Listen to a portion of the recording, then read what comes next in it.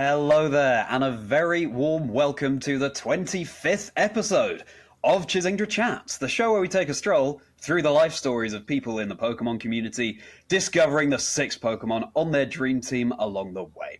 I'm Charlie Merriman, merry by name, merry by nature, otherwise known as Chazingdra, a host and commentator for the Pokémon Video Game Championship Series, and a content creator.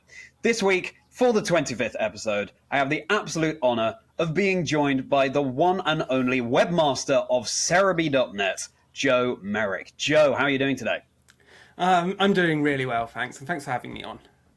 Oh, of course, Joe. No, as I said to you just before we started recording, I've had you in mind as the 25th guest for a very long time, and just thrilled that you were willing to go along with this. And Joe and I met at EUIC last year for the first time. I went up to Joe, recognizing him, and then this year at EUIC, you came up to me in the Pokemon Center. I was contemplating buying this very Pokeball plush. And you come up to me and you were like, "Really, Charlie? As in, you don't already have that? What do you..." Yeah. Really thrilled to be in the presence of someone who's such a figurehead in the community. Now, if people aren't so familiar with you and what you do, Joe, can you enlighten them? Okay, so I'm Joe, and I run Serebii.net, which is one of the world's foremost places of knowledge for Pokemon news and information, and it's been going for many, many, many years. It has. It is an incredibly popular site, and I'll bet that even if people watching this episode don't think they know Serebii, they've probably been on it without realizing it. It is such a go-to resource, and as I say, Joe, an absolute figurehead in the community, so it's a real honor to have you on for the 25th episode of the show. And also, very nearly, we're about a month away from the 25th episode of the website, Serebii.net, so all of the stars are aligning, and I'm sure we'll be diving far deeper into your thoughts and feelings around having run the website for so long.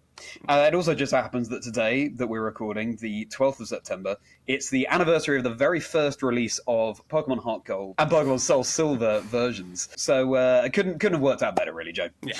I mean, Fantastic. fun fact, it's also the 26th anniversary of Pokemon Yellow. So. 26th out of it, right? Well, hey, here we go. This is it's fate. It's fate. 26th anniversary of Pokemon Yellow, so it's 1 year older than Serebii.net. How about that? Yeah. How crazy? Yeah, crazy. All right then, Joe. I cannot wait to take a deeper dive into your life story, get to know you a little bit better, the person behind Serebii.net a little bit better, as well as the 6 Pokemon on your dream team. Someone who has such an in-depth knowledge of so many Pokemon. So let's get going. Let's discover all of those things. Now, I think what we're starting with, appropriately, is you starting with Pokemon. Yeah, so this was many, many, many years ago. Basically, through magazines and everything, because the internet wasn't that big back then, Pokemon was starting to be talked about. And so you had the magazines talking about it from Japan, about pocket monsters and how it was such a big thing. And I was intrigued because I've always been a gamer ever since my parents got us an NES back in like 88 or 89. I do remember on a lovely CRT and playing Duck Hunt and cheating by going up to the screen with the NES Zapper saying, I got it, I'm winning. And so I've always been a gamer, and so I just fell into like the traps of getting my magazines all the time, and just so I had Pokemon, growing in my head just from reading about it constantly as it was growing in Japan, and then came to America. And then Sky TV started airing the Pokemon anime here. And the first episode I remember watching was Bulbasaur's Mysterious Garden. And so the Pokemon anime had been going on for a little bit of time by the time it came here. And a friend then brought the games over from America, because he went to America on holiday, he saw the games, and he's like, I'll buy that and let me play it. And I was like enthralled, and so I went to my mum, and I was like, Mum, can you import me this from America? And she's like, we don't have much money. And she eventually relented and imported it. And that night, I just played it non-stop once it arrived. And been waiting for ages. I just played it non-stop. Got to the Elite Four in Kanto. I had a level like 70 Charizard. I had level 20 everything else. And I just went through the Elite Four. Ended up struggling against Blue's Blastoise, and I ended up getting the win first thing in the morning. And I was playing on the Super Game Boy, not on the Game Boy, so I had the TV, and that's a core memory, and just haven't thought about that for a while. And it was just, I just blazed through, and I just couldn't stop playing. It just enthralled me in ways that other games hadn't. Like, I've always been a Zelda fan, a Mario fan, things like that. But Pokemon just hit me in a way which I never really expected. And it was just so wild to me. And with all my friends playing it as well, because others imported it, and it was just really great. And like, it took a while to complete my Pokedex. I could not find a Tauros in the Safari Zone at all. It took ages and ages, and eventually my friend was like, Joe, I'll just give you one. And so then I got my Pokedex, and I was like, I need to find out what you can do now there's a Pokedex. I remember there was a person in Rock Tunnel saying, oh, if you finish your Pokedex, come back and show me. And I was so excited to go to see that person. Nothing. Absolutely nothing. Wow. Well, hearing terms like Super Game Boy again, it's a different era and such. Well, the dawn of a new era for so many gamers like you, Joe. What was it, do you think, about Pokemon that hit you so differently? It's really hard to say, because I'm not a turn-based RPG person. Turn-based RPGs, they tend to bore me, because I prefer a bit more action in video games. So I really don't know what it is. I think it's just the magical mix of everything coming together, like the designs, the lore. I mean, I say the lore, there wasn't that much lore back then. Like, people say, oh yeah, the first generation gym leaders are the best. It's like, are they? Because, you interact with them once and then nothing. It's like they're just ingrained in our heads because we kept playing and kept playing and kept playing and kept playing. But it's like everything just built together. Maybe it was part of the fact that Pokemania was growing everywhere, and that kind of helped dig it in. It's just really hard to say. I mean, the trading card game helped as well. So it's really hard to say, but what specifically got me into it, what's made it stand out above everything else, I can't answer that even today. I was wondering if it was to do with a particular fan of nature, animals. Not really. My sister always had animals through the house. We had so many. My parents always had chinchillas. My sister had rats, mice, dagoos. I had a hamster a couple of times. We had rabbits. Always loved having rabbits. And we had a goat and a sheep at one point. But I was never a nature person. So I don't think that was it. It's just ineffable. I can't explain it.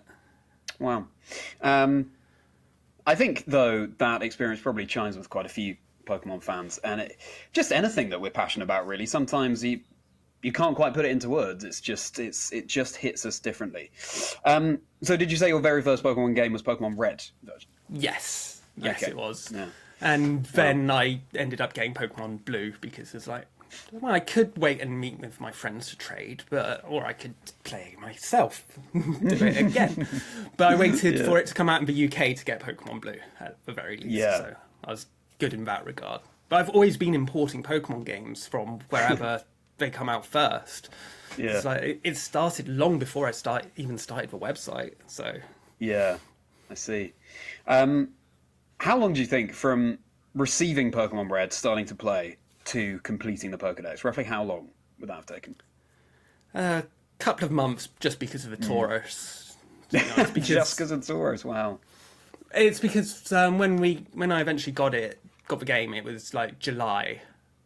And so it was the summer holidays. My friends all went on holiday or did things with their family. They didn't want to hang out as much during the summer holidays, which is like nuts. But, if you've got family obligations, I get it. And so I think it wasn't until like September, October that I finally got that Tauros. In a way, you must attach such special memories now to Tauros. It must sort of loom large in your memory. And it's kind of nice that it was more challenging than just being able to get them all very fast in a way. It's because it is supposed to be a challenge, completing the Pokédex. Yeah. But we're going to go on from there to learning what the first Pokemon is going to be on your Dream Team, Joe. So as a reminder, everyone, The aim is not here for Joe to build the most competitively viable team in any way. It's just the Pokemon that are the most special to Joe in some way. And Joe can define that how he wants. And I have no idea what they are. He's decided on them in advance. So let's find out together. Joe, what's the first Pokemon on your dream team? Well, this one might be a surprise to everyone. I'm going to say Celebi. So, obviously, Celebi is the mascot for Serebii.net, and a lot of people ask me why. And basically, when I started the site in 1999, it was just on GeoCities, which had, like, the WYSIWYG, what you see is what you get editors, so you just put stuff down, and it created a website, and from there, I backwards engineered it, learned HTML and whatnot. But it was called Joe's Pokemon page back then, and, you know, it's a name. But back then, every Pokemon site, there was like Mew's Paradise, Mewtwo's Dungeon, Mew this, Mewtwo that. And then Gen 2 was starting to come out in Japan in 1999, obviously. And when more stuff from that came out, I was starting to think, I should get ahead of this. And Celebi was shown, and I was like, I'm going to go for that. That's going to be my Pokemon. I'm going to get ahead of everyone else. I'm going to be so smart and so awesome. And so it ended up being Serebii's Pokemon page. And Celebi ended up being related to time travel. And I'm a big sci-fi nerd. So time travel has always been like a part of the media that I've consumed. And so it managed to fit in such a perfect way. And it has become one of my favourite Pokemon of all time. And I just can't ever just not choose it when someone asks me to pick my favourite Pokemon or my dream team or things like that. So Celebi, even though it's got 4 times weakness to bug, even though it can't do a thing in competitive, it's Celebi. It's always going to be Celebi. Well, maybe it could do something in competitive if mythicals were generally more allowed in competitive Pokemon. But well, yeah. Maybe we'll have another format like we did towards the end of Sword and Shield where we can use mythicals in competitive. But, well, not surprising to hear you choose Celebi for your dream team there, Joe. Why did you make it Serebii? So basically, that's a translation issue. So the transliteration of each of the characters in Celebii's Japanese name is Serebii. And even though the Japanese name is Celebi and the official romanization is Celebi, I went for that. And so I think that's why I've never had anyone mad at me for it, because technically it's not Celebi. But if you translated it into Japanese, yeah, it kind of is. Wow. That's so fascinating. So it was a very literal translation before knowing what the English version of the name was going to be. That then became the name of this incredibly popular fan site. That's such a fascinating insight. And you said Celebi was one of your all-time favourite Pokemon. Is it the favourite Pokemon of yours? I think so, yeah. Yeah. I mean, it's grown to be, even if it wasn't back in the start. I mean, it's even my Pokemon partner logo.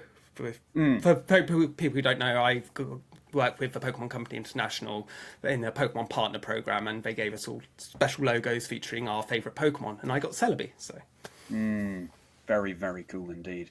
You get the official seal of approval for representing Celebi there, Joe. It's that's got to feel good. That's got to feel good. It does. It really does. Well, you've started teeing us up for the next thing that you want to talk about there, Joe. The birth of Serebii.net. So, talk us through it. Right, well, I already mentioned it started in October 1999. It was a drizzly Tuesday. I joke, yeah, it actually was. I can't remember if it was actually Tuesday, but we were in the computer lab at school because it was raining outside, and everyone was like, we should create websites. And I was like, I'll make one on Pokemon. And it just kind of grew from there. It's like there were a few Pokemon websites back then. There was like Pokemasters, there was the predecessor of Bulbapedia, Bulbagarden. And they were just the sites which like sort of based the structure on. It's like the 3-tiered layout I've got on the website right now. That's based on how layouts were back in the 90s. Well, more of the early 2000s, let's not go crazy. And basically, it just stayed as like a small GeoCities site. And I eventually got hosted by various other websites, as you did back then, because web hosting was not cheap in the 90s and the early 2000s. it was horrendously expensive. And eventually I got my own domain and I got free hosting. And as Generation 2 went on, I was doing a bit more. At one point I accidentally deleted the entire website and had to start from scratch. So that was fun. And so that was not a good day for me. It's like, because back then, when uploading files, it just sometimes gave an error. And so what I did was I deleted the file on the server and then I uploaded the file from my desktop. But I accidentally deleted it from the desktop first, then deleted it from the website. And then I was like, why isn't it uploading? I can't find the file. Oh, that's bad. And I had a bit of a cry that day, but luckily it was fairly early days. And so I basically crammed it out and I just redid everything as quickly as I could. It took about 2 weeks and I managed to get that back up. And it wasn't until like 2001 where it started getting noticed. Serebii.net started getting noticed. And the reason is because I was covering stuff from Japan. I had a friend who lived in Okinawa, and the Western sites, the English sites, the European sites, they didn't touch on anything which happened in Japan. There was like rumours for like some people posting here and there, and like mistranslated things. Like there was one story which keeps like hitting my brain whenever I think about this. It's like a false story that the Pokemon company, well, it wasn't the Pokemon company back then, was suing the anime creators because it gave Hoot Hoot a second leg, when that's not what happened at all. Who has always had a second leg. And because of a friend in Okinawa who was helping me out, I was able to get news from Japan very quickly and getting it up, and people were starting to notice it more and more. And it was especially the anime which got the most attention at first. And the thing which pushed me the most was a image on Pokemon.com, which hadn't gone live yet. This was before the Japanese reveal, and it showed the anime, the Ruby and Sapphire anime, Advanced Generation, and it showed Ash, it showed Brock, and it showed May and Max, and the starter Pokemon. The starter Pokemon had been revealed at that point, but this news, it pushed the site a bit more than expected, and then that grew even more as we got Koro information, and Blaziken was revealed for the anime. And then once it hit 2002, November 2002, Pokemon Ruby and Sapphire came out. I started covering it, as I do now, and it crashed the servers. 100%. The amount of people visiting the website crashed my server. My host, who was doing it for free, he said, yeah, I'm not hosting you anymore. The site was down for 6 months before I could get it back up. And that was not a fun 6 months. I kept trying to find free web hosting because I was 16 then. I didn't really have a job. Well, I had a job at a local supermarket, but I didn't have money for server costs, especially the server costs that were required. And basically it was a struggle, and eventually a friend came out and said, hey, I'll cover your server costs if you run some banner ads. And I was like, yeah, fine, I don't care about money, I just want the site back up. And so I ran the banner ads, they took the money. It's like, okay. It's like all profit and everything, they just took it all. I just wanted to run my website. And so I got the website back up, and the site has just continued pretty much non-stop ever since, and it's just been growing and growing and growing, and that's largely due to covering things as they come in Japan. And because people didn't do that, now everyone does it, and it's so easy to get information from Japan. You can get it on Twitter, you can get it on everything else. But back then, it was a near impossibility, and I truly think that's what helped it grow. That was such an epic tale, Joe. I think, as with all of the episodes that I do for Chazingdra Chats, each life story segment from each guest could be its own episode. But unpacking a few things there. I mean, it would have been so easy when the servers crashed and the site was down for 6 months to just call it a day there. Yeah. And say it was fun while it lasted, but it's such a struggle. I have other things going on in my life. But I mean, did you at any point in those 6 months think, okay, it's time to call this a day? Or were you just adamant throughout, no, we're going to make this happen again? I was adamant throughout saying, this is going to happen.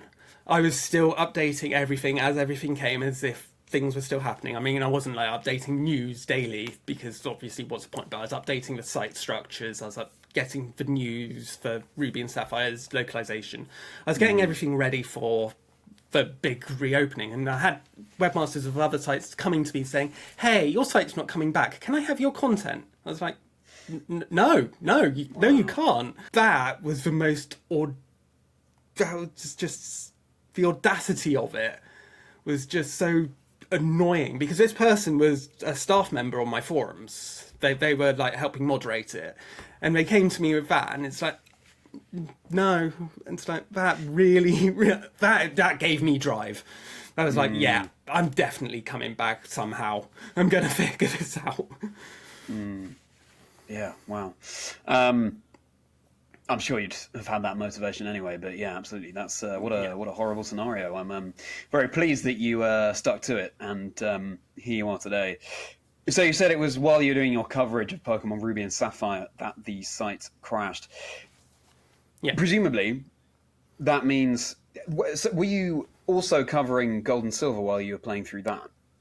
The coverage of games didn't really happen until... not the way that I do it now. But back then, it was basically, as I went, I just added stuff, and like most stuff was out there anyway, so it wasn't like a rush to get everything done, get everything catalogued. It was basically more of a gradual thing back then. Sure. Okay. So, not really with Gold and Silver and Crystal. Okay. Ruby and Sapphire was like the first game I was like, at launch, I was like, right, I'm going to do this, I'm going to get this done. So that must mean that your experience playing through Gold and Silver was worlds away from your experience playing through Ruby and Sapphire. You sort of have different things in your mind going through that. How was that for the very first time, playing through a game that you really enjoyed, but also you had not so much in the back of your mind, at the front of your mind, I want to publish this news on my website? It was a bit different. I mean, it was still a lot different than it is now, because I didn't have the feel of the rush to get it. But it basically helped me focus it. I mean, it does mean I go through games quicker, which is inevitable. But I really enjoyed doing it, because I enjoyed collecting data. I enjoyed presenting data. It's part of what I've always been like. So at school, there was a project to show how you can use Word, because, you know, this was the early 2000s, and it's like, this was a new thing. It's like, show how you can use all the different formatting. I did a massive compendium of something. I think it was Star Trek stuff, because, like I said, sci-fi. And I got top marks for it, but I did hear from a person in another class of how the teacher said how someone just put out so much rubbish. It's like, right, okay, but that just means I did my job right, because I got all the data out. It's like, you might not be interested in it, but it's there. And that sort of mindset is what drives me. I want completion. I want everything to be out there. I want all the facts to be out there.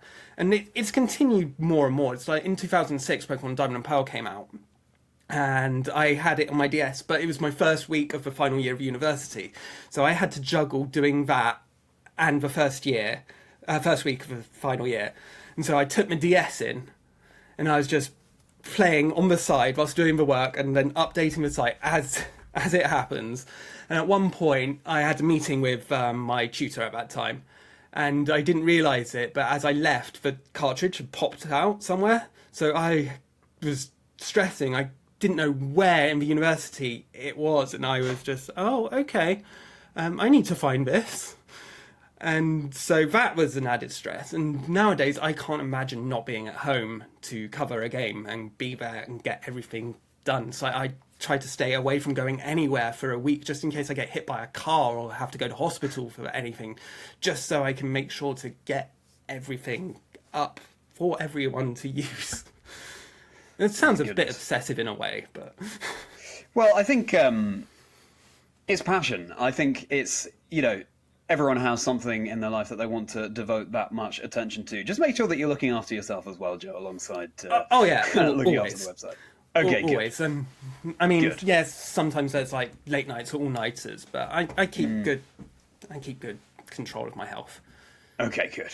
And did you find that Diamond or Pearl cartridge that had popped out? I did. It was actually in the room I had that meeting with, so it popped out of my pocket when I put the DS into the pocket, so I must have just... And then it just flew out. Oh, I see. Okay. So did you have to have an awkward coming back into the room and saying, sorry, can I just pick up that... Yeah, that was exactly how it went, because he was having a meeting with a different person. I was like, okay, yeah, excuse me, just got that. Oh, dear, brilliant. And was that Diamond or Pearl? That was Pokemon Diamond. That was Diamond. Okay, sure. We're certainly adding evidence to what it is about Pokemon in particular that speaks to you. If you enjoy cataloguing things and having complete records of things, completing a Pokedex, that's going to be right up your street, Joe. And speaking of completing a Pokedex, it's now time to complete the second member of your dream team. So who's going to be there alongside Serebii? I'm going to say Armaldo. Specifically the shiny one, because it is the first shiny Pokemon I remember getting when I was playing Pokemon Ruby. Was it Ruby? Yeah, I think it was Ruby. I went with Claw Fossil to get it, and the first Anorith was shiny, and it's like, that's just amazing. And basically, I've kept it with me. It's currently sitting in Pokemon Home, waiting to be in another game. And so Armaldo always got like special meaning to me because it's the first shiny Pokemon other than the Gyarados that I remember getting. Oh my goodness. Wow. Now, had you seen Anorith before? Did you know that that was a shiny Anorith? I had seen Anorith before, yeah. So, Okay. Because even though I was doing the coverage for Ruby and Sapphire,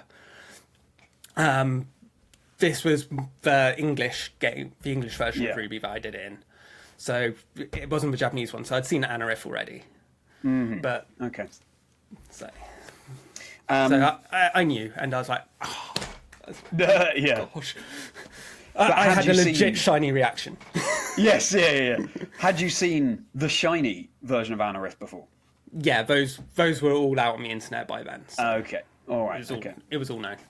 Fair enough. Well, at least as well, presumably, if, that was your playthrough of Ruby, that would have happened while Serebii was down and you were struggling to get it back up. Would it have been during that time? I think it would have been just after it was back up. Oh, okay. Based on the localization timings, I think it was after. Okay. Yeah. So that's a nice celebration, though, of getting the website back up. Here's a shiny Anorith to reward you for your efforts. Wow. First random shiny, and what a fantastic one it is as well. Shiny Armaldo. Gorgeous. Yeah. Incredible. Well, Serebii and shiny Armaldo joining the team. This is shaping up to be quite the team and quite the story, Joe, as we now go into your pivot into journalism. Yes, so obviously running a website, it's kind of like journalism as it is, because I'm posting the news daily. And so in 2005, because of the website, the editor of the official Nintendo magazine reached out. And he was like, Joe, you've played Pokemon Emerald, right? And I was like, yes. It's like, would you like to do a preview for it? And I was like, sure. It's like, we'll pay you. It's like, oh, okay, yeah. Because I'm still not money focused. And so when people say, do you want to do this? I'm like, yeah, of course. And they're like, we'll pay you. It's like, oh, that's even better. So I ended up previewing Pokemon Emerald for the official Nintendo magazine back in 2005 or 2006. I think it was 2005, yeah. And so ended up having a 9-page preview for the first thing I've ever written. And from there, it just continued, and I just ended up writing for Pocket World, Pokemon World, and then Pocket World, which was another magazine here in the UK, which covered Pokemon and then other things. And so with that, I was like, this is wild. So I did have like a brief flaunt into journalism for like my work experience, because I went to a publisher for my work experience, basically just because they're like, oh yeah, video games. So I was like, oh, I like video games. I do this better than working as a mechanic. So, which was their recommendation. I was like, yeah, no, I want to do this. And I called them up because I had done an interview with someone who worked there for a project a year ago. And I called them up and say, hey, so could I get work experience? And they're like, yeah, that's fine. But apparently other people had called them up and they said, no, we don't do work experience. I was like, oh, okay. And I ended up playing like the GameCube for the first time there, in Luigi's Mansion. But I didn't think I would end up doing that as like my career. But then after the official Nintendo magazine thing in 2005, and it just kept snowballing, and I was getting like monthly articles commissioned for Pocket World back, and it just kept continuing, and then it ended up going back to the official Nintendo magazine, where a different editor, it was at a different publisher, was like, hey, do you want to write for the website? And I was like, yeah, sure, I'll write my thoughts.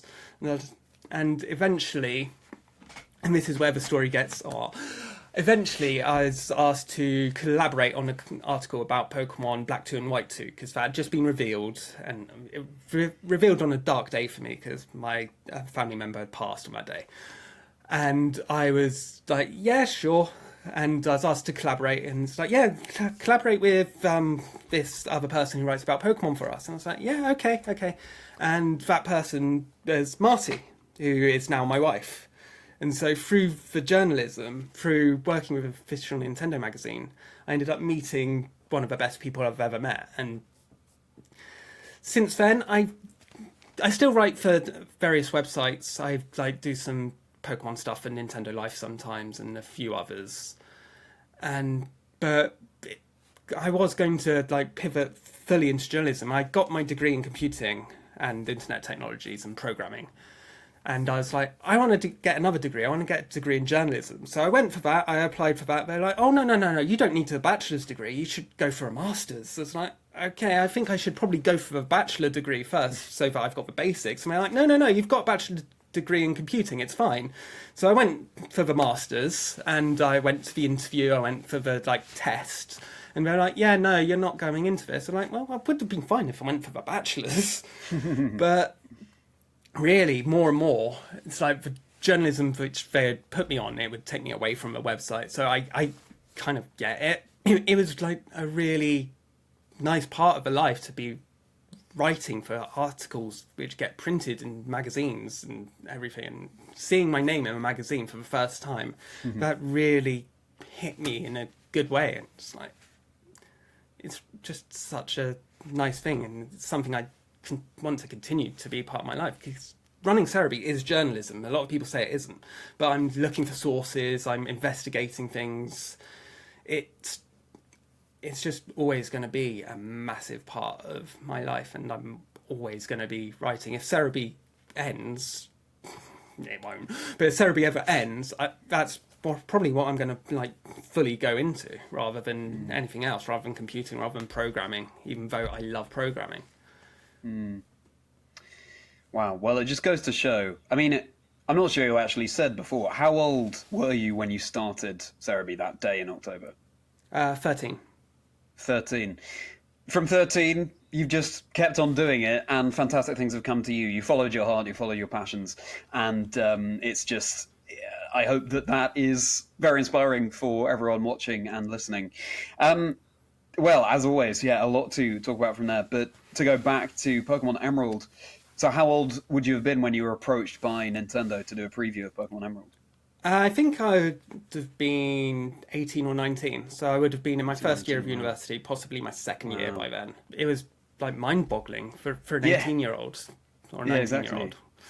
Yeah, I was going to say, and then to be offered money to write something that you were so passionate about anyway.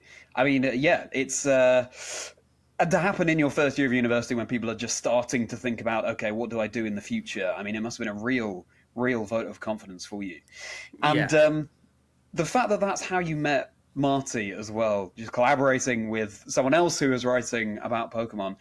Again, going back to what I was saying before, not only has you following your passions paved the way for so much personal success, but also fulfillment in meeting the person who ended up being your wife. So again, I hope that inspires people to just, follow their heart, do what they enjoy, and that really is the most important thing.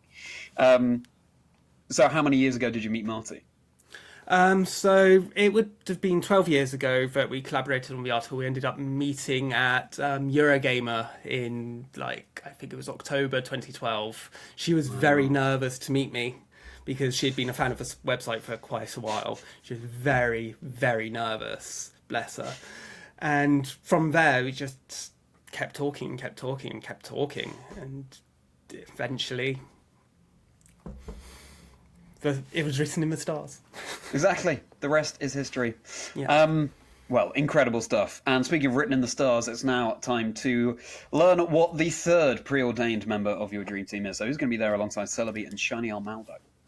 So it's going to be Blaziken, and that's basically because it was the catalyst for Serebii growing. Because when it was revealed in Korokoro, people were like, is this the new legendary Pokemon? Is this Pokemon number 351?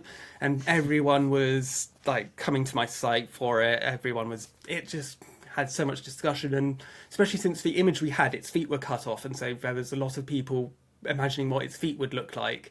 And it was just spurring the community on, and people just thought it was legendary. I don't think anyone ever considered that it'd be the evolution of the Fire first partner Pokemon with Hoenn. It's like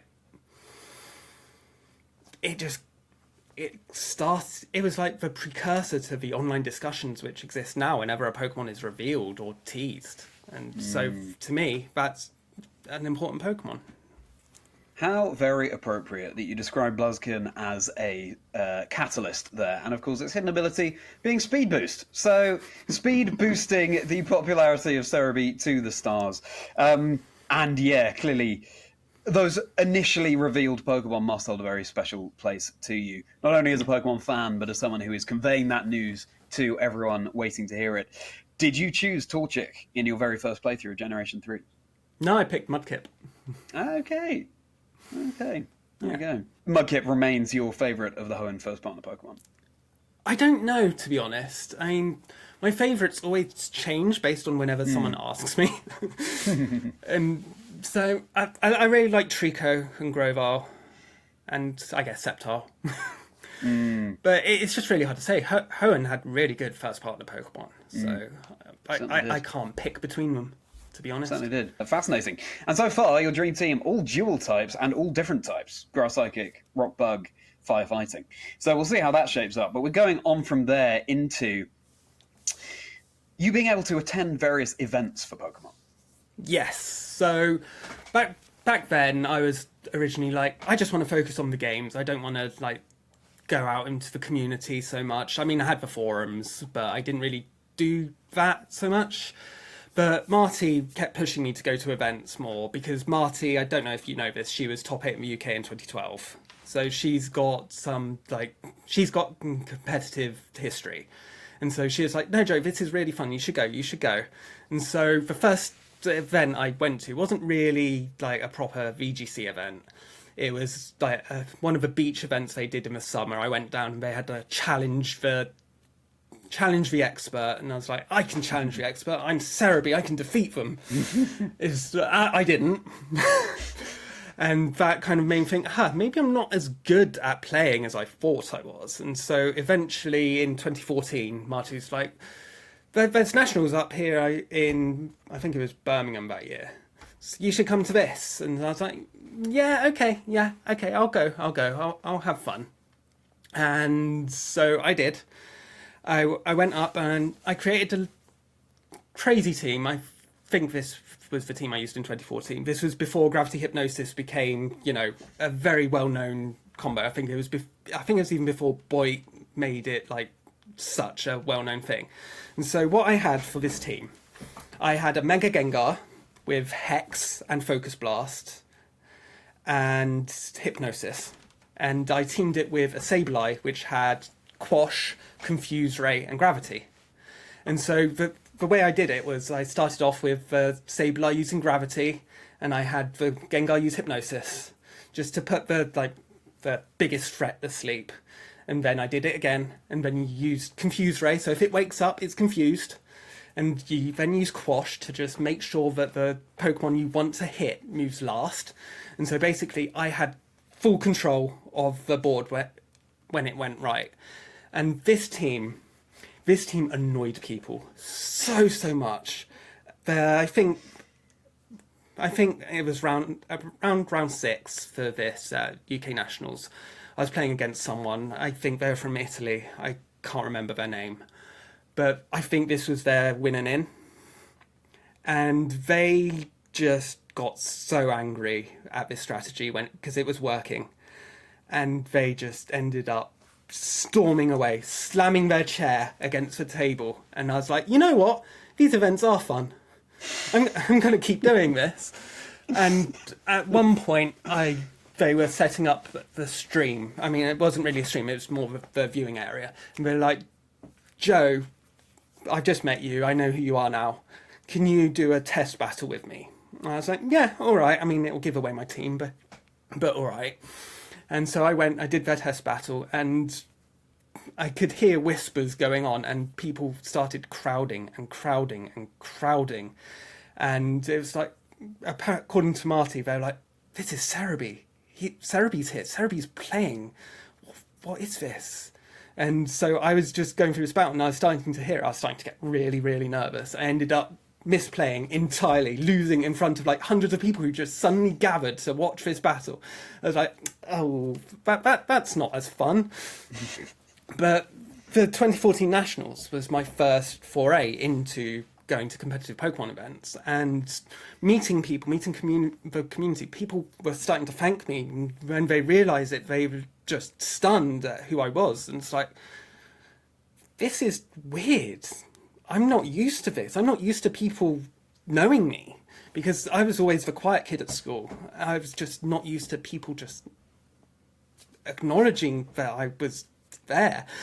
And so I just kept going, and I did 2015 Nationals. I didn't do well. I mean, didn't really do well, because with my competitive teams, I don't like to go for what works. I like to go for crazy stuff which no one would think of, which would only work about half the time, and when it does, it probably won't work that well.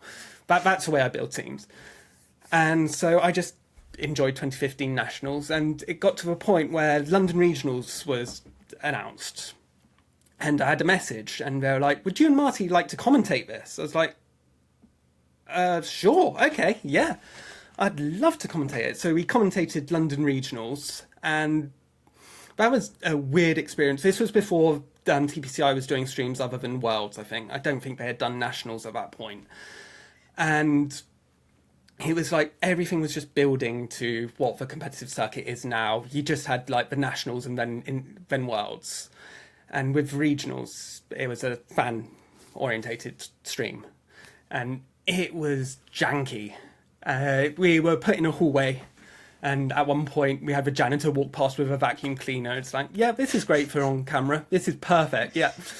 And there were a few instances where we struggled with the casting, because obviously there hadn't been much VG casting to bounce off of, and the timer wasn't right. And so we had someone who was playing out a 90-second turn, and it's like we ran out of things to say. And it's like, how do we fill this gap? And I started to panic a bit.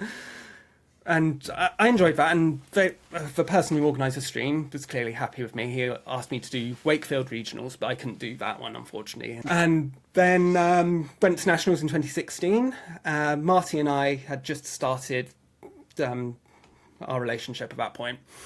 And Marty had always told me about how, with her top 8 in 2012, she had just missed out on a paid trip to Hawaii Worlds, and that always sits with her. And I was like trying to impress her, and I was like, no, we could go to Worlds this year. And like ended up booking for San Francisco Worlds. I had to quickly get a passport because I didn't have one at that point. And ended up going to Worlds, and just like 2 weeks before, we had the notifications saying, oh yeah, spectators can't go to Worlds this year. I was like, oh, that's not good. But luckily, Marty and I had decided to sign up for the Pokémon Last Chance qualifier. And so we managed to get a full weekend pass for that. And I ended up playing on stream Pokémon at Worlds, which is wild to me. I ended up getting destroyed by a guy using Machamp. I was like, yeah, okay, this guy's good. I completely lost on stream. There goes all of my pride. Yeah. And since then, Worlds has just been a thing for me and Marty to go to every year. We've really enjoyed it, and so we've been every year since. And I stopped competing. I stopped competing with competitive Pokemon in 2016 because the internationals were 2 weeks after Sun and Moon came out. I just had to do Sun Moon coverage, and I had to build a team, and it burnt me out. So I had a great team. It was a Z-Detect Kartana with a Pyukumuku on the side. People would go for the Pyukumuku not knowing in and out, so they typically lose a Pokemon. And with Z-Detect, you get the evasion up with a Protect, and then you start just destroying with Leaf Blade and just wiping everything out. And that worked for a bit, but it wasn't my best team.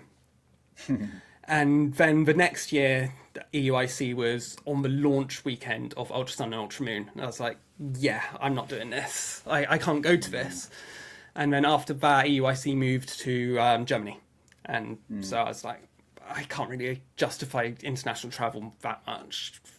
And so I kind of stopped competing, which sucks a bit, but I enjoy Worlds as a spectator so much. I mean, would I like to compete? Sure. Do I have the time? Absolutely not. I do not have the time for that anymore, especially with how the circuit is, where you basically need to attend multiple events if you want to get your invite. I can't do that anymore. But yeah, Sure. So I just love going to Pokemon events now, and you're going to see me at every Worlds, every EUIC, at the very least. I'm hoping to go to NAIC next year, but we'll see.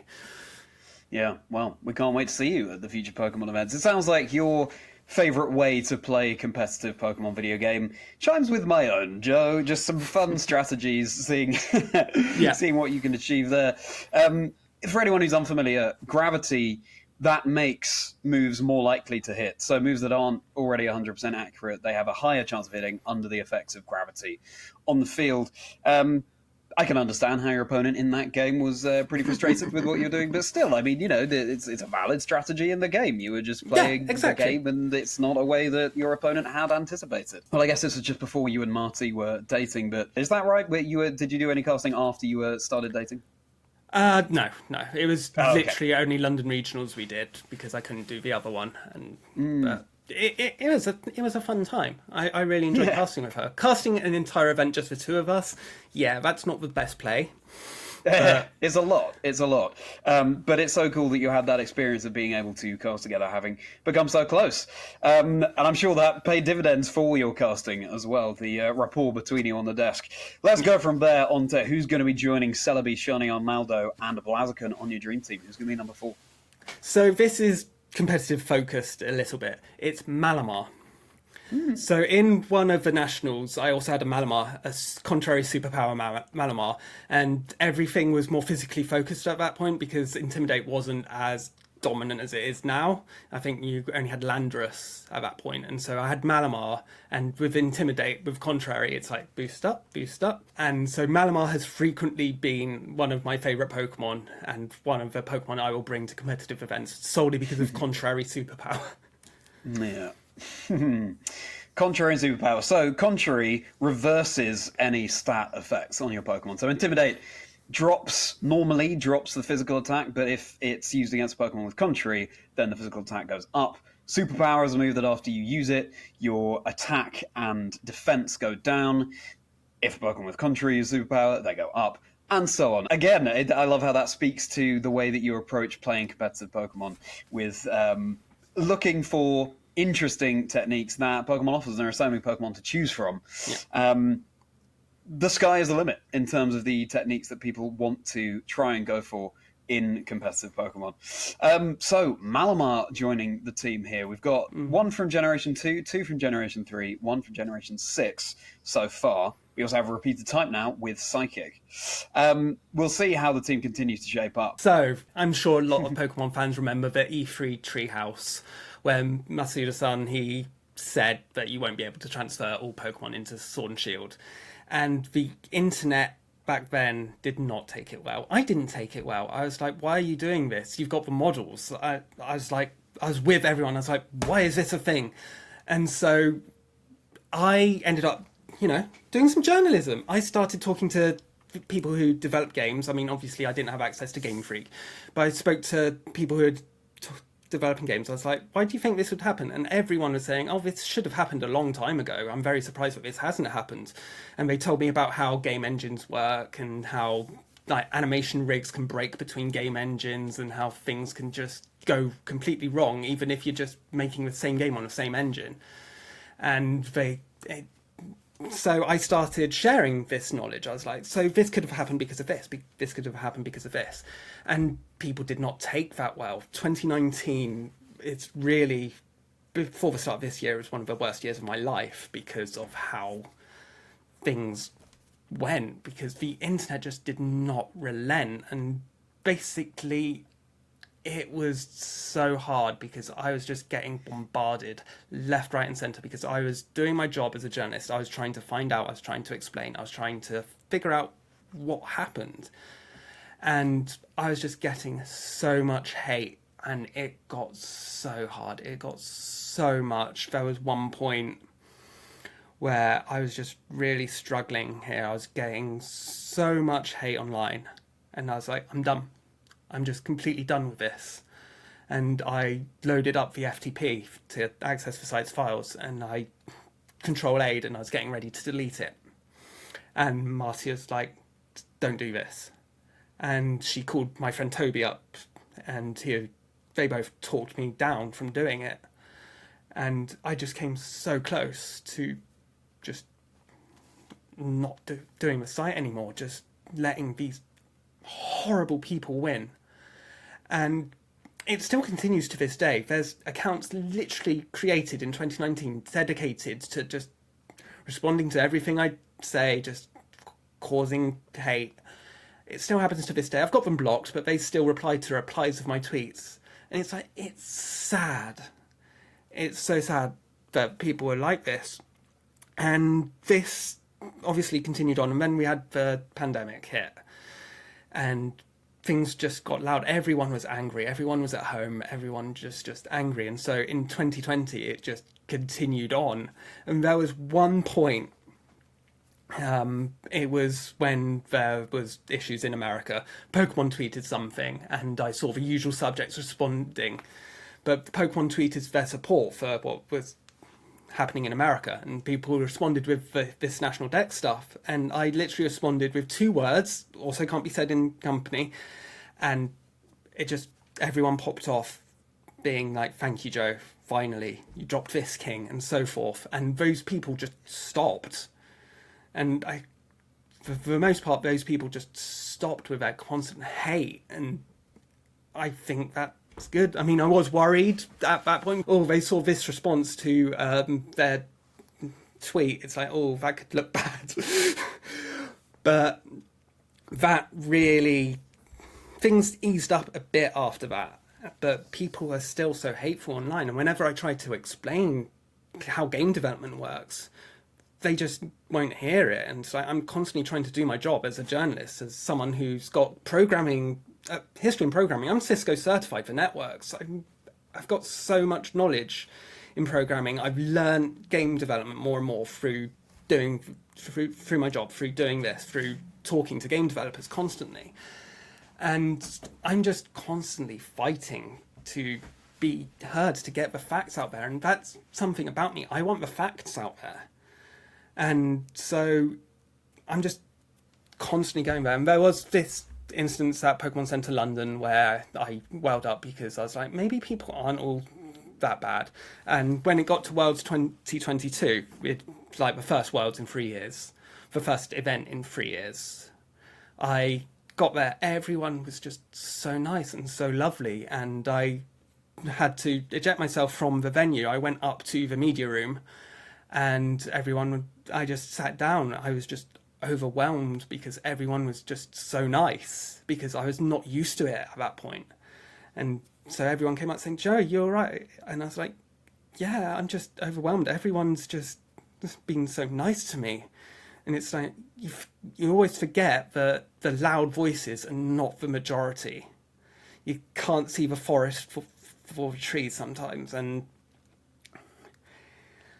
it's just such a thing I'm constantly dealing with now, because even like, I made a post on Twitter the other day, and I had someone call me a shill, and it's like, it's just such a hard thing to deal with day after day after day after day. And I've had a couple of times since that time I almost deleted the entire site where I wanted to pack it in. But the fact that Sword and Shield despite the issues, was received so well. It sold so well. Scarlet and Violet, despite the issues, has sold so well. Most people who play it actually really like it.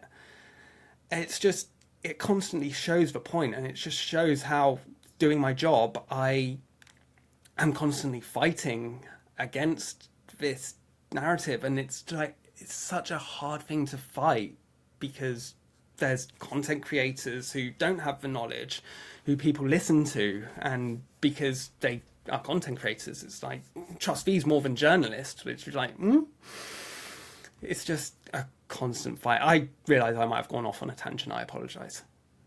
Please don't apologise, Joe. No, it's I'm really pleased that you have aired that, and it's such an important thing to talk about as well. Yes, you're doing what you love, but as with anything in life, there'll be hard times. There will be things that, just as a direct result of doing what you love, don't go the way you would like them to.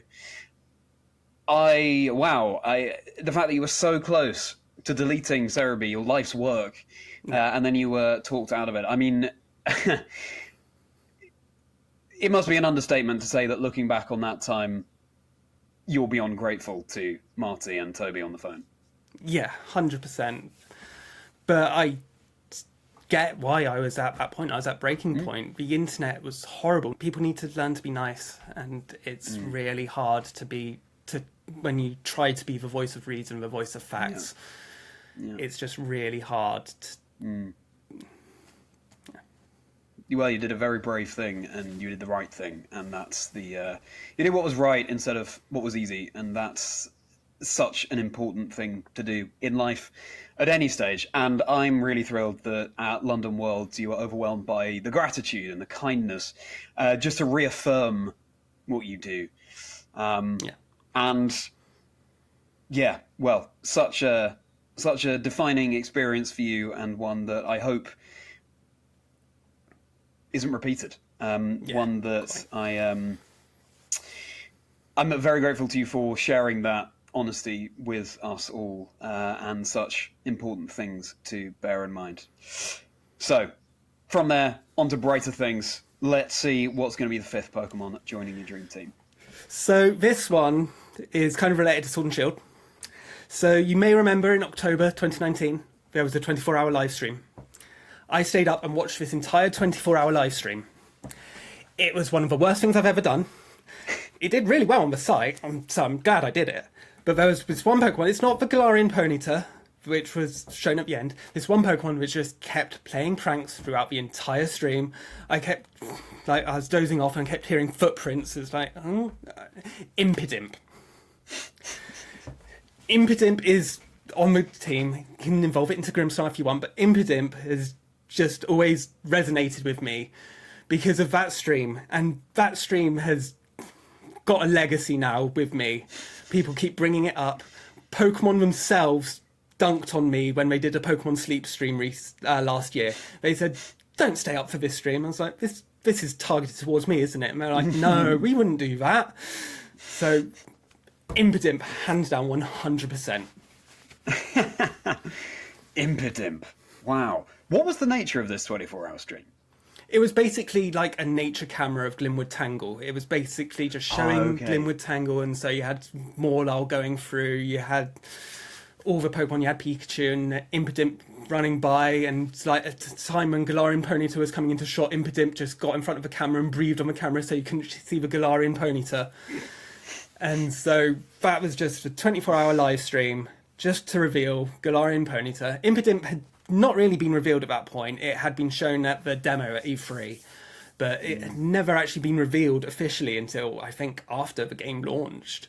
And so, yeah, Impidimp is a little imp.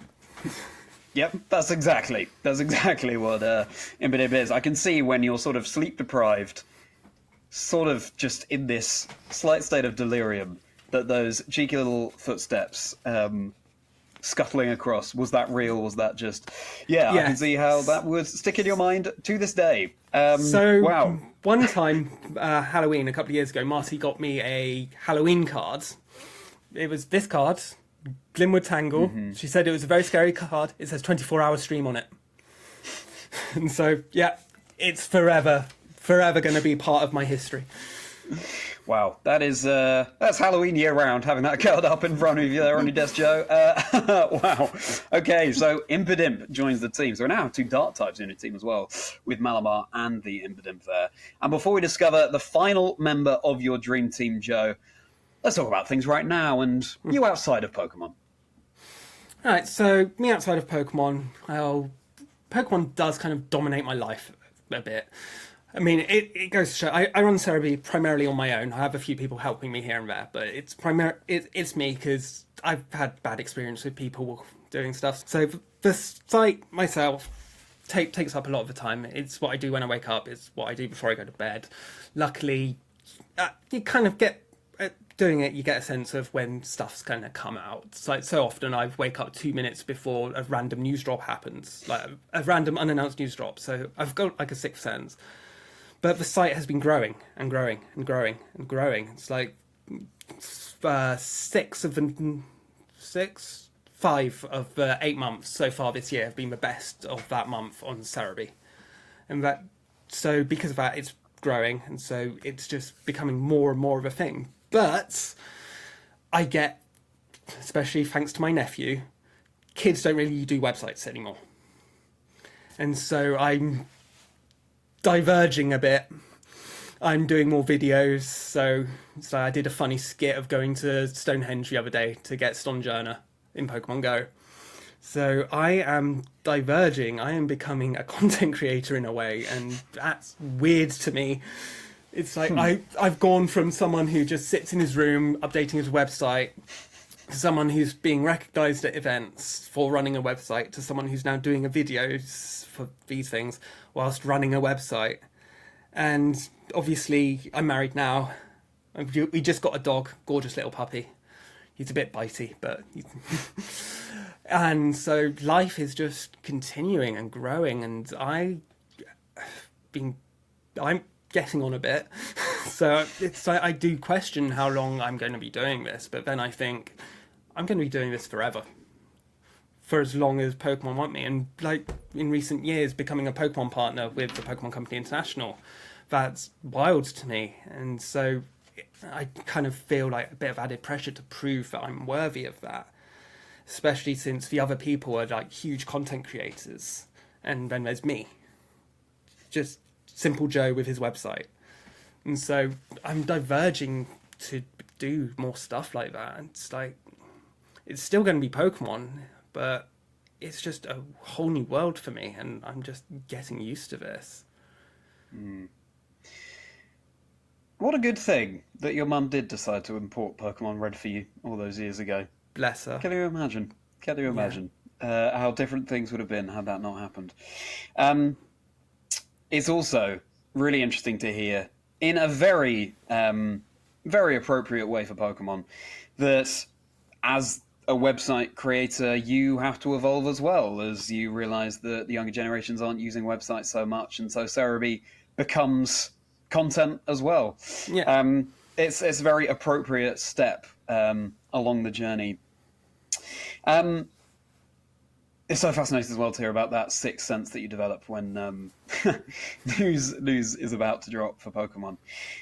And clearly, again, you started doing this at such a young age, and your passions have remained your passions, and so it's brilliant that you are able to continue to do that. And, on behalf of the entire community, of course, I would like to extend huge gratitude for everything that you do. Oh, it's nothing.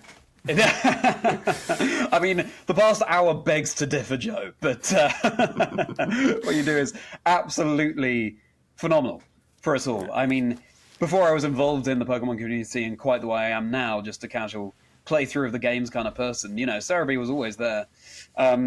Still, the younger me, the fact that we're talking today finds this really surreal. And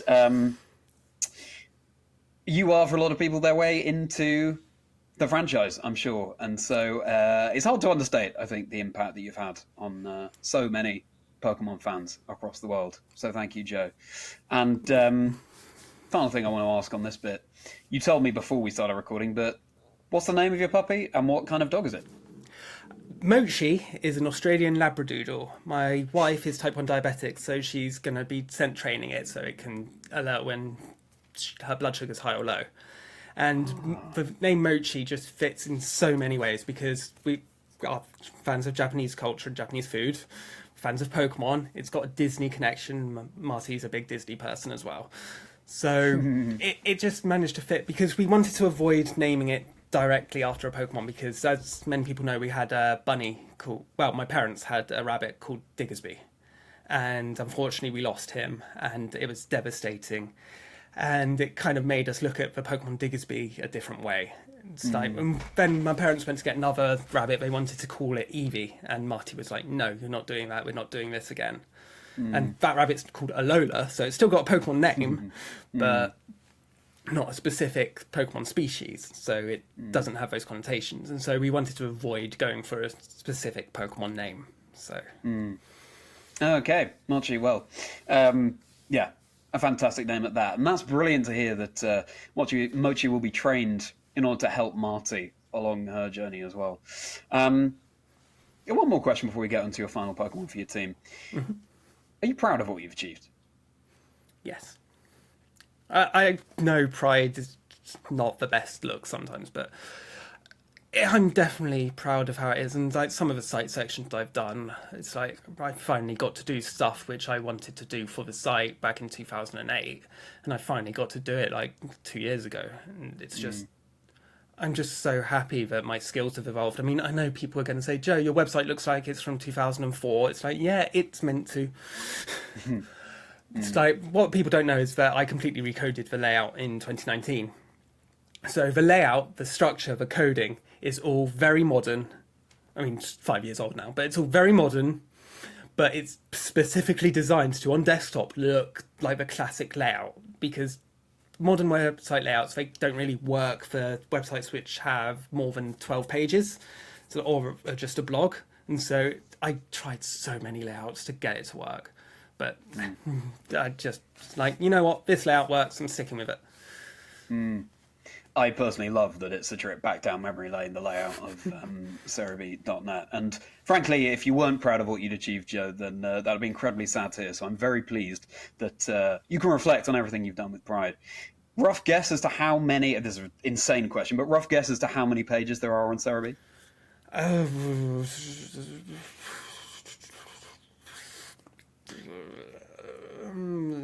least 150,000? Yeah. Sounds about right. 150,000. So there you go. A testament just to the phenomenal work that you put in, Joe. And now it's time to complete your dream team. So who's going to be there alongside Celebi, Shiny Armaldo, Blaziken, Malamar, Impidimp? Who's going to be the sixth Pokemon? So this one is Piplup. So when I first met Marty, when we got talking, I had the Japanese copy of Pokemon Black 2 and White 2, and there was an event distribution of Piplup. And I managed to get 2 because I had both Black 2 and White 2 in Japanese. And Marty was like, oh, I really wish I had some of these distributions. I was like, have this Piplup. So I gave her a Piplup. And since then, because we weren't together then, I wasn't courting her as just friends. I was just a friendly thing. I was like, here's a Piplup. And since then, Piplup has just become one of the Pokemon which, you know, has kind of like always been in our relationship. And so it's like, I pick Piplup for my wife.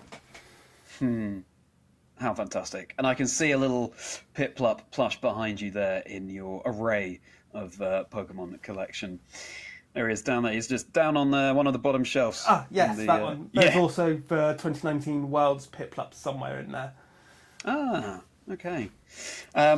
Well, very fitting and very touching to have Piplup there representing your relationship, and such a wonderful gesture as a friend as well, paving the way for the relationship that was to come with Marty. I wonder if there was a sense of dating in the age of Pokemon. Oh, you can have my Japanese distribution Piplup. That's how we impress each other in the Pokemon world. But anyway, let's move on from there to your complete dream team. So your dream team, Joe Merrick of Serebii.net, is Serebii, Shiny Armaldo, Blaziken, Malamar, Impidimp, and Piplup. And now it's time to ask you, if you were to choose one of these Pokemon to be your partner Pokemon, which would it be? Serebii, obviously. Of course.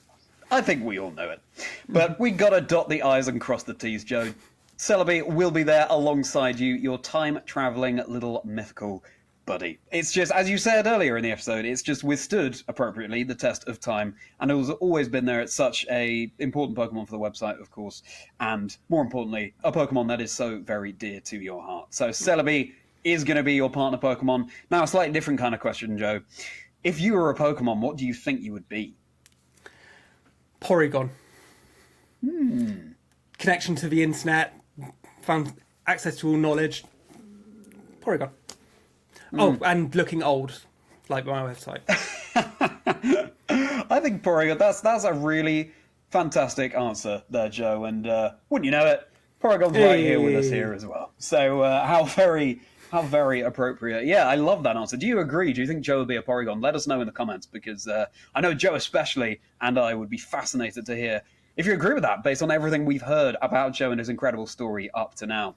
Speaking of you all, it's time for your community questions. I posted online, as I always do, asking for questions from the Pokemon community for Joe Merrick, and you really delivered. The number of questions we had, I was just saying to Joe earlier, I was actually slightly late coming onto the call because I had to sift through them all, deciding on which I was going to ask, and it was a very tough decision. I could have asked them all very happily to get to know Joe even better. I have settled on 4 questions here. I apologise, as always, if I mispronounce any of your names or handles. So, appropriately, you having just talked about Serebii as your partner Pokemon, really interesting question here from Mike Ellis, Trading Card Gamecaster. If you could go back or forward in time in any of the Pokemon regions with Serebii, which would it be? I know this is going to be such a cliche answer, but I'm going to say Kanto. Because something I've always wanted, what I want to see is new games in new regions. So, I would love to see Kanto 30 years after Red and Blue. I want to see Kanto as it can be. I just want to keep seeing how things progress. Who knows? We may get some kind of Pokemon Legends game where we do get to see Kanto in a different time period. Yeah, the lore just abounds, doesn't it, in Pokemon? And it would be so fascinating to hear the tales of all of these different regions. And yeah, I think very, very special place in your heart, of course, as well, going back to the very start of the very first region that Pokemon introduced us to. So thank you for that question, Mike, and thank you for your answer, Joe. Now, a question from Decrepid here.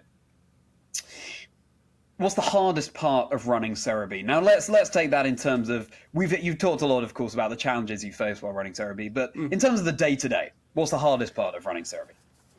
Probably certain days where it's just non-stop news during the night. Because I like to sleep. And people joke, oh, Joe doesn't get sleep. And when Pokemon Sleep came out, people were like, hey, Joe can finally sleep. But it's like sometimes, and it's usually a Friday, I'd have at 1 a.m, I'd have like a raid or an outbreak event for Pokemon Scarlet and Violet. Then sometimes at like 3 a.m, there'd be a Pokemon Masters reveal. And then at 5 a.m, there'd be something else. Then at 6 a.m, there'd be like Japanese card reveal. And then 7 a.m, you've got the mobile games pushing their daily updates. And days like that, those are hard. I'm not going to lie. I end up having a long nap on those days. And, but I just end up feeling a bit rubbish for a day. So basically days where I'm not sleeping as much. Nights where it's like, wake up, wake up, wake up, wake up, wake up. Those days are hard. And I guess I could alleviate it by getting other people to help me, but no. Well, again, just testament to the phenomenal work that you put in. I mean, yeah, you really are finger on the pulse. If news drops in the middle of the night, well, then you've got to cover it. So hopefully also you've got that down to a T now. Even if there's a news drop in the middle of the night, you know how to do it as efficiently as possible so that you can get back to bed. Again, such an interesting insight there, Joe. Do you play all of the spin-off games? For example, do you play Pokemon Cafe Remix? Are you playing Pokemon Masters as well? Okay. Yeah, I play literally everything. Cafe Remix, I've dropped off a little bit on. I really, really love the gameplay of Pokemon Cafe Remix, and I love the art style. But every other game, like I was playing Pokemon Go whilst I was out walking the dog. I play Pokemon Masters. I'm a Pokemon Masters partner as well. So I love the gameplay of Pokemon Masters. The text in it are just it's so fun. Once you get the good units, the good sync pairs, it's just so much fun. Well, I'm not surprised to hear you say that, because in order to cover these games, you need to have an in-depth knowledge of each of them. But still, I hope people are appreciating even more now, dawning on people just the amount of work that you put in order to get Serebii continuing to happen. So, thank you for your question there about the hardest part of running Serebii, Jackrapid. Now, a question from, not sure how to pronounce this one, Cibrill, Cibryll. What are your favourite 3 animals? Oh, well, rabbits. Always loved rabbits.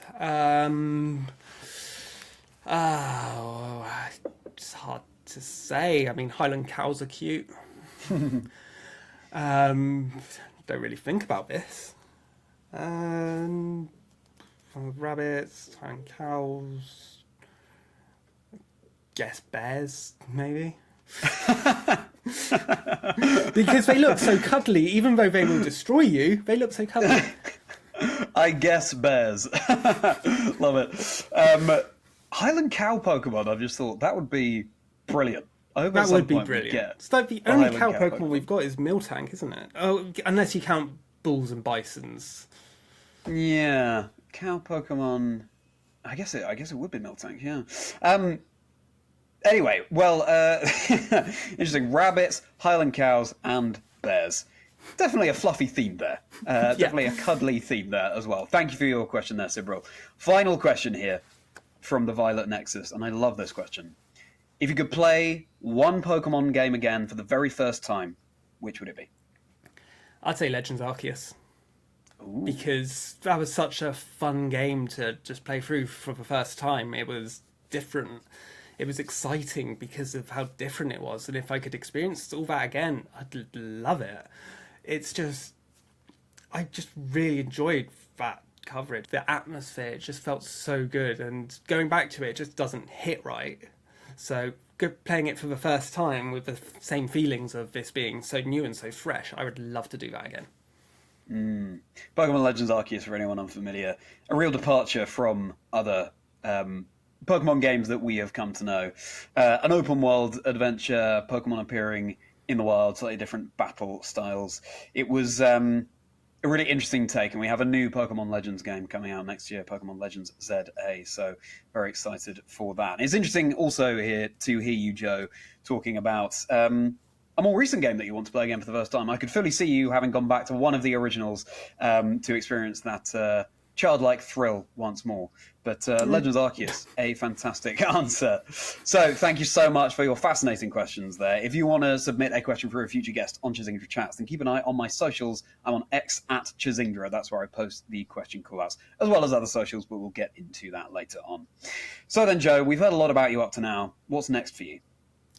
Well, as I mentioned, I'm doing videos. I've got a lot of videos planned. It's basically to just push my knowledge of Pokemon to give it to people in a way which I can't really do on a website. It's like going deep into everything. And I think that's just basically going to be part of how I proceed with Serebii. I mean, I obviously continue this website. Website comes first. That's the big focus for everything, because that's, that is my life. It's my job.